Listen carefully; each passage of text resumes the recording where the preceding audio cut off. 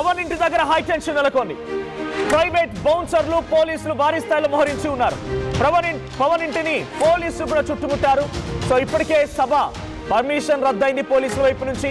అటువైపు నుంచి డైరెక్ట్ గా కోర్టు కూడా హౌస్ మోషన్ పిటిషన్ ని తిరస్కరించింది.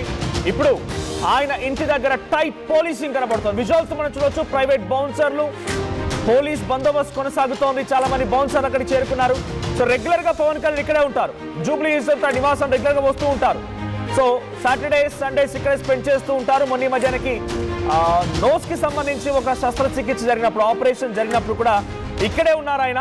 సో ఎప్పుడు ఇంతటి స్థాయిలో సెక్యూరిటీ ఉండదు, ఇంతటి స్థాయిలో భారీ బందోబస్తు ఉండదు, ఇంతటి స్థాయిలో బౌన్సర్లు కూడా ఉండరు. ఫ్లెక్సీలు ఏర్పాటు చేసుకున్నారు. సంధ్యా కన్వెన్షన్ లో మేము సభ ఏర్పాటు చేయబోతున్నామని హైదరాబాద్ లోని ప్రధాన ప్రాంతాల్లో కూడల వద్ద కొన్ని ఫ్లెక్సీలు కూడా ఏర్పాటు చేసుకున్నారు. సో కింద మీరు చూస్తున్న ఫ్లెక్సీ అది పవన్ నివాసానికి సమీపంగా ఏర్పాటు చేసిన ఫ్లెక్సీ. కానీ సభ క్యాన్సిల్ అయింది. సభని డైరెక్ట్ గా పవన్ కళ్యాణ్ ఇండైరెక్ట్ గా ఆయన విత్డ్రా చేసుకుంటున్నట్టుగానే ఆయన చెప్పుకొచ్చారు. 4:30 to 5:30 ఆయన ప్రెస్ మీట్ ఉంటుందని కూడా పవన్ కళ్యాణ్ మాట్లాడుకొచ్చారు. ఎగ్జాక్ట్ గా ఆ సమయానికి భారీ స్థాయిలోనే పోలీసులు మోహరించి ఉంచారు. మరొక గంట 2 గంటల సమయం మాత్రమే ఉంది పవన్ కళ్యాణ్ ప్రెస్ మీట్ కి. మరి 2 గంటల సమయంలోనే భారీగా పోలీసులు మోహరించిన సిచ్యువేషన్ లో కొంత హై టెన్షన్ వాతావరణం కనబడుతోంది. సో నిర్మల సిచ్యువేషన్ ఏంటి? ఇంతటి స్థాయిలో భారీగా పోలీసులు మోహరించారు, సభకి నిరాకరించారు పోలీసులు. కనీసం ప్రెస్ మీట్ కైనా అనుమతిస్తారో లేదు అని క్వశ్చన్ మార్క్ తో ఒక ట్వీట్ చేశారు పవన్ కళ్యాణ్.